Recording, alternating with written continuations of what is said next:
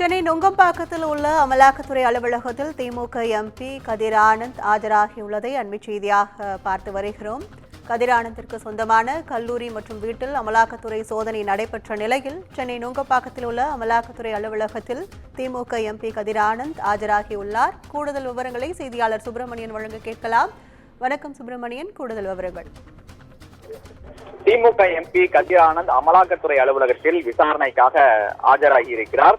சென்னை நுங்கம்பாக்க 1000 விளக்கு பகுதியில் இருக்கக்கூடிய அமலாக்கத்துறை அலுவலகத்தில் கதிர் ஆனந்த் விசாரணைக்காக ஆஜராகி இருக்கிறார். அது மட்டுமல்லாமல் குறிப்பாக ஏற்கனவே கடந்த 3ஆம் தேதி கதிர் ஆனந்த் தொடர்புடைய இடங்களில் சோதனை என்பது நடத்தப்பட்டிருந்தது. அது மட்டுமல்லாமல் அமைச்சர் துரைமுருகன் மற்றும் கதிர் ஆனந்த் தொடர்புடைய இடங்களில் கடந்த 3ஆம் தேதி சோதனை என்பது நடத்தப்பட்டிருந்தது.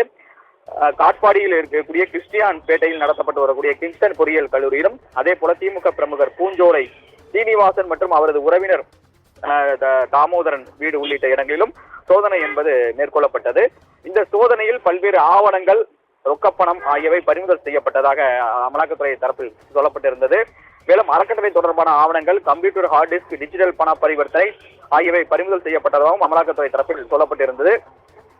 விசாரணைக்காக ஆஜராகும்படி அமலாக்கத்துறை அதிகாரிகள் சம்மன் அனுப்பியிருந்தனர். ஆனால் அந்த சம்மனை எதிர்த்து ரத்து செய்ய வேண்டும் என்று கதிர் ஆனந்த் சென்னை உயர்நீதிமன்றத்தில் வழக்கு தொடர்ந்திருந்தார். அந்த வழக்கு விசாரணையின் போது இந்த அவருடைய மனுவை சென்னை உயர்நீதிமன்றம் தள்ளுபடி செய்தது. இந்த நிலையில் தற்போது இன்று காலை சென்னை 1000 விளக்கில் இருக்கக்கூடிய அமலாக்கத்துறை அலுவலகத்தில் விசாரணைக்காக கதிர் ஆனந்த் ஆஜராகி இருக்கிறார். விவரங்களுக்கு நன்றி.